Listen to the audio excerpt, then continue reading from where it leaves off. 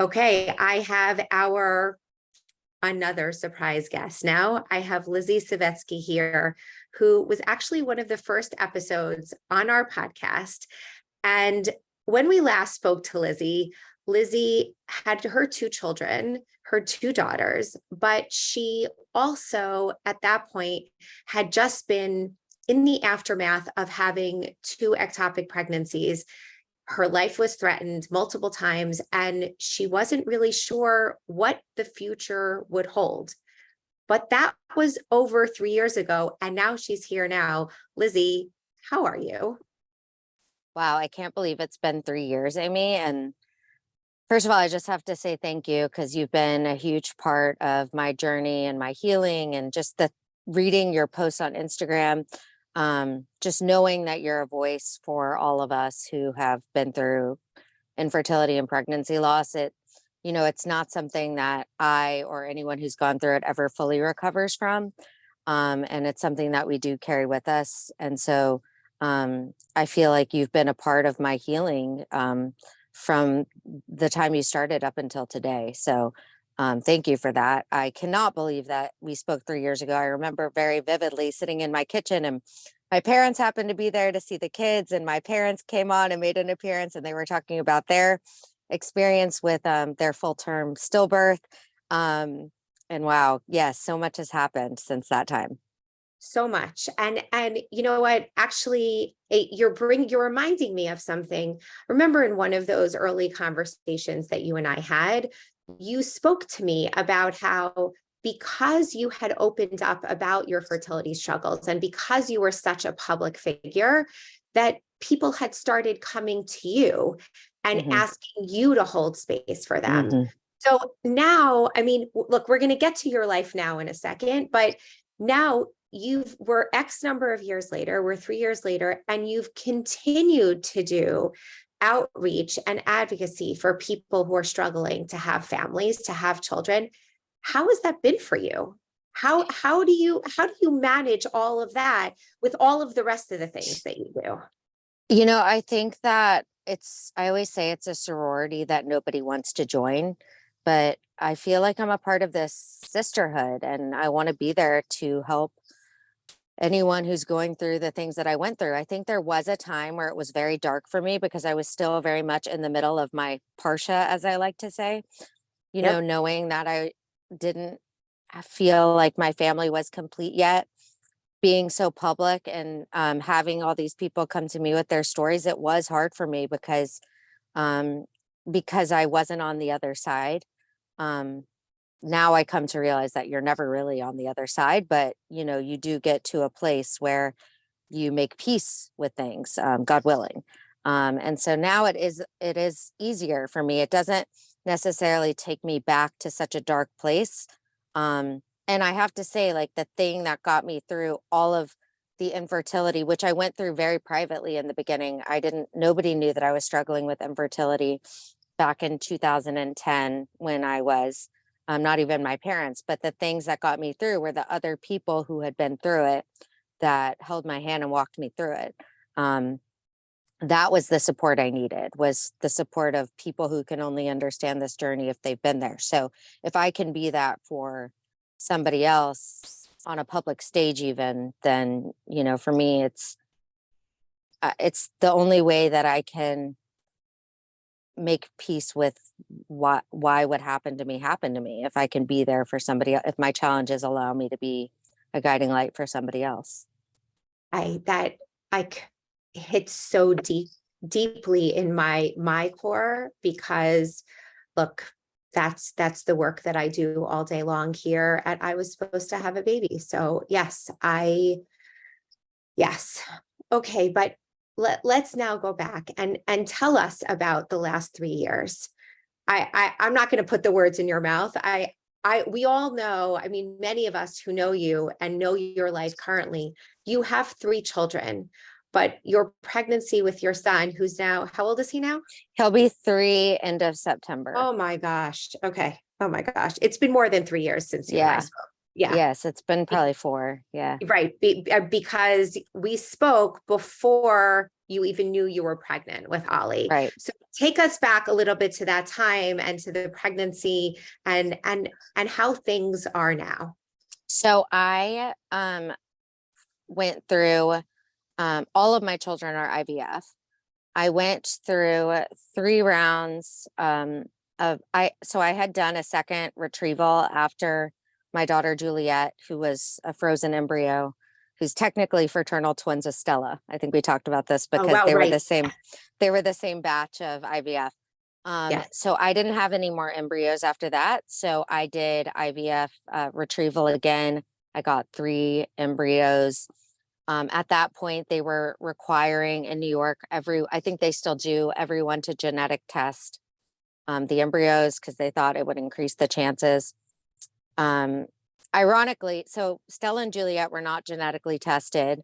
And then ironically, I genetically tested these embryos that I got in the second batch. I only had 3 that were, quality, Yep. that were good. And so, and I knew the genders actually. They ask you if you want to know. I said sure. So I knew that I had 1 boy and 2 girls, or 1 female, one male, 2, 3. I don't Yep. know. However they, Yeah. Yeah. X, Y. All good. So I ended up losing all 3 of those pregnancies. All 3 IVF. And it was just such a reminder that everything is in God's hands. We have this amazing modern technology, modern science. You do everything you're supposed to do, and it's still in God's hands. So I had 2 ectopic pregnancies back to back. Ended up having to get my tube taken out because it ruptured. And then I had a miscarriage, which is relatively early. It was traumatic for me because it was my 3rd loss in a row. And, I had been so blessed with the girls that it worked the first time. So I just felt very defeated. And I felt like I had taken so much time away from my girls, invested in this infertility journey. And I was really just felt done. And so then we moved to Dallas. And I think that's around the time that I spoke to you on the podcast. Yes. And shortly after we got to Dallas for my husband's fellowship, he said, "We're in a new place now. I want you to just try one more time. This time, just do it for me." And I really didn't want to. I felt like I didn't have the strength, physically, emotionally, spiritually, to put myself through that again.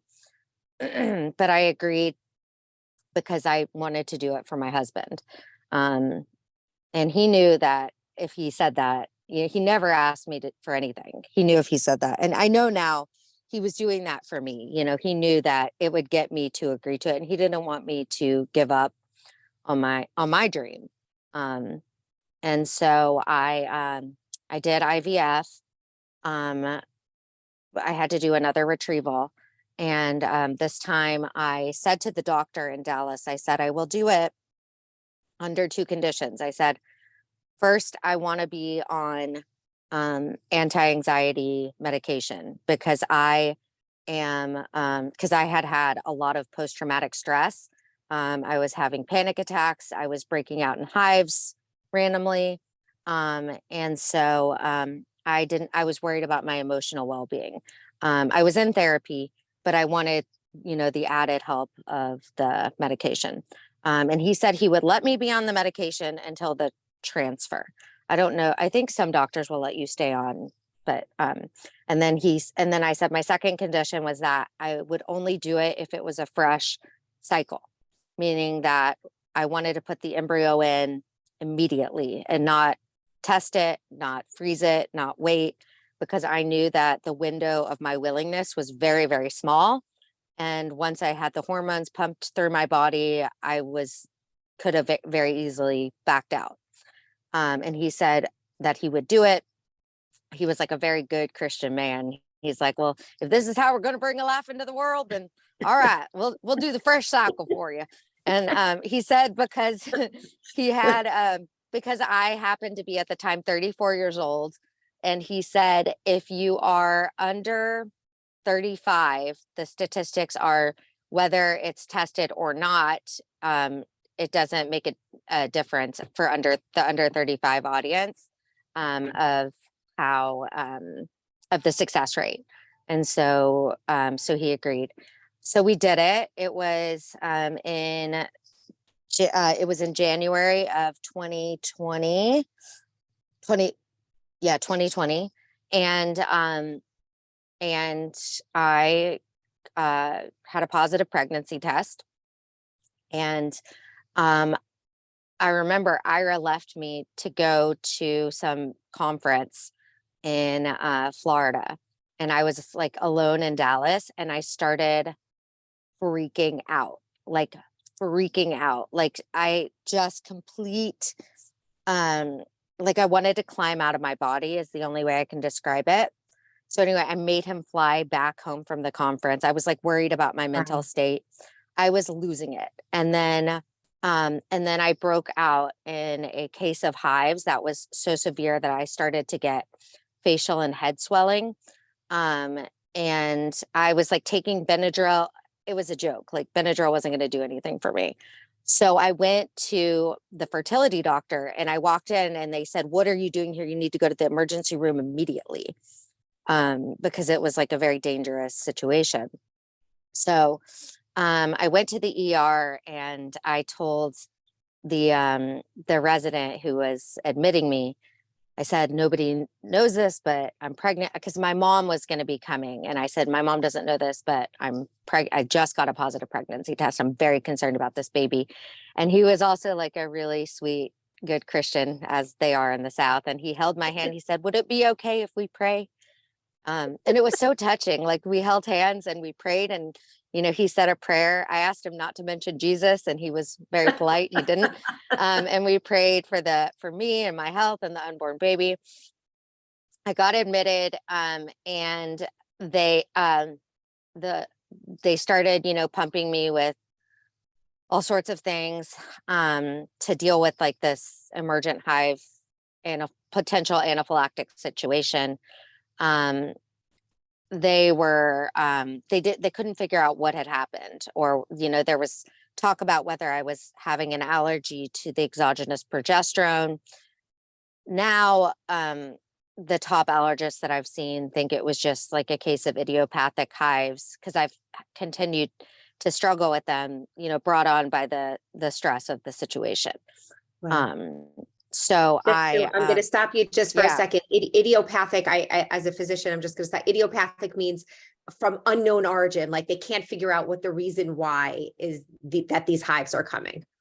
Exactly. So there was no known cause. Yes, exactly. And so so I was in the hospital, and then I think my second day there, they came in and they told me that the HCG had gone down, and that it was not going to be a viable pregnancy. And my doctor came in and he was like, "I'm so sorry." He said, I want to just wait and see a few days. Like if you're able to just like pass this on your own, like we'll see. You'll continue to, when you get out of the hospital, you'll come back in for blood work. And, but he said it's not going to be a viable pregnancy. At the time I did think it was the progesterone that was causing this reaction. And I was so horrendously uncomfortable. I told him he said, "You should keep doing the progesterone." I said, "I'm not touching that stuff. I'm not using that." Because I thought that was what was making me have this reaction. Right. And so he said, it's not viable anyway, so that's fine. And so I got out of the hospital. I went into my doctor, to get the blood work.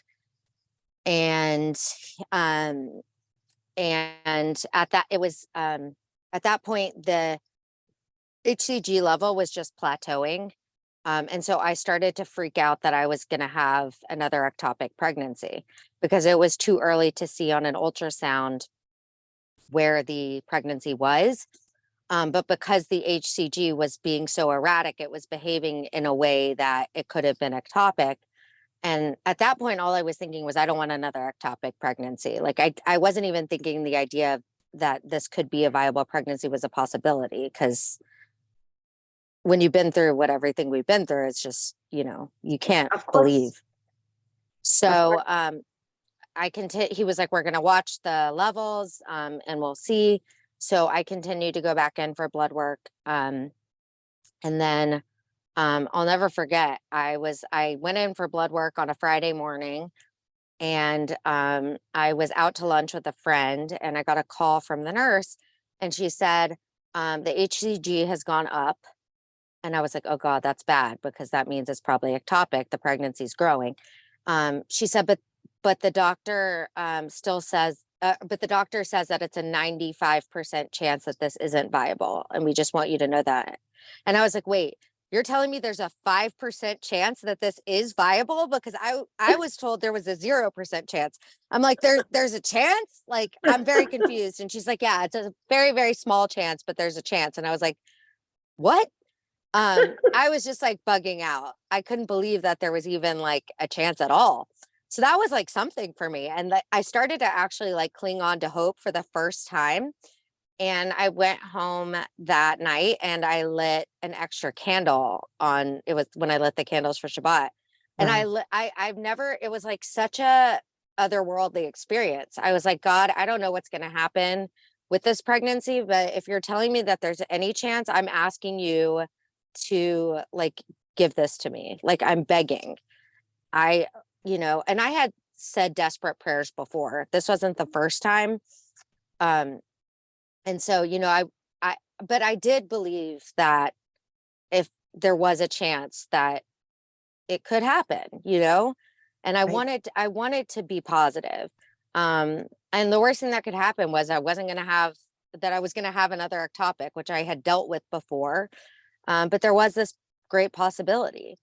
So, and then we went back the following week. Ira's here with me. Ira, it was like the following week we went back in to get the HCG check. Yeah. A few days later. Oh, it was a few days later. And it, and the HCG had gone up again. And my doctor said, this could be a blighted ovum. It could, like, he was like, I don't want you to get excited. And then a couple days after that, we went in, and I remember I woke up that morning and I was extremely sick. I was vomiting like all morning. But I don't know. I was like projectile vomiting. I had to like bring a bag in the car. And we got there, and there was a heartbeat in my, yeah.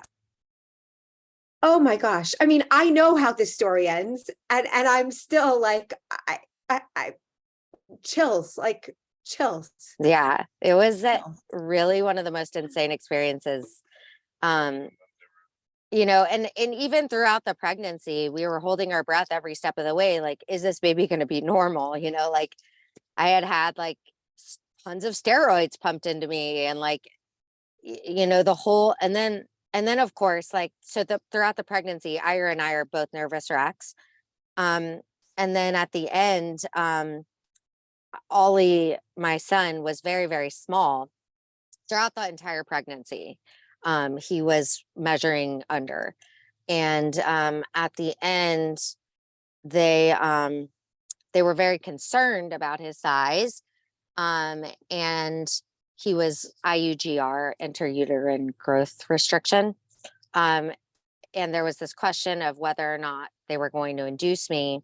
And then at exactly 37 weeks, my water broke, and it was all this clotted blood. I was like hemorrhaging, and I was freaking out. I didn't know what was going on. And I drove myself to the hospital because I was like, I didn't know what, I was like in that desperate, as a mother, like the things you do, you're not thinking clearly. I just jumped in the car. My housekeeper like threw a towel at me, and I sat on the towel, and I got to the hospital, and I literally left my car in the parking garage with the doors open, running. And I sat down in some wheelchair that some woman who had just had a baby was getting out of. And I told them, I was like, I'm bleeding everywhere. I don't know what's happening. And the woman who was pushing the wheelchair said, I've seen some babies like this make it before. I was like, thank you. But I Oh God. remember like being at the light about to turn into the hospital. And I was like, God, if you really brought me all the way here to just take this baby from me, like I'm never going to be able to move. Like I just couldn't imagine. And I had no idea what was happening. I had never heard of placenta abruption before, but that's what was happening. My placenta had detached from my uterus. And so they hooked me up to the monitor straight away, and I heard the heartbeat, and I was so relieved. But they told me that I needed to get the baby out like immediately. I thought that they would do an emergency C-section, but they said I could push.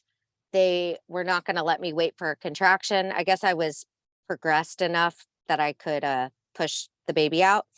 And they said, we're so sorry, but we're not going to be able to wait for your husband. It was COVID time. So I was by myself. I said, that's okay. Just get the baby out. It's fine. And literally as I start pushing, Ira walks in the door, and I pushed one time. It wasn't a contraction, and Ollie just like flew out. It was the most insane situation. And I remember he was like this tiny, like ugly purple creature, tiny. And I just like, I loved him so much. And I just couldn't believe that he was crying and that he was there and that he came out. And like, it had been such an emotional roller coaster from start to finish, like so much drama. And then to just have this baby, like not even 5 pounds. And, he ended up having to be in the NICU for a couple of weeks, but he was by all intents, by all standards, but relative, pretty much healthy. So I was very, very blessed. So it was a very tumultuous journey to get to the family of 5. Oh my goodness, Lizzy. You know, people always say, right? They're like, oh, everything you see on social media is just the highlight reel. You don't Yeah. actually know what goes on in people's lives. And you gave all of us, I mean, I knew a little bit before other people when you went public. I knew you were pregnant beforehand, but Right. you gave the rest of the world glimpses into this. We knew this pregnancy was a threatened one. We knew you were sick and having this allergic reaction. But I mean, oh my goodness. Oh my goodness. Okay. I'm like, I almost don't even know what to do with myself now, but I'm trying to refocus.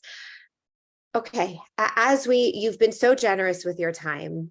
As we close out here, what do you say to the people who are still not where they want to be? Maybe they don't have kids yet. I'm a big believer in the yet, right? Like I like to have hope, even though we know that, sometimes it's not going to end in a positive ending. You're not going to get that happy ending, but I'm a big believer in hope. What do you say to all of those people who are still waiting and hoping for their yets? I only got through all of this because of my faith. And I tell people who are in the yet area that being angry with God is a manifestation of faith, because you believe in God.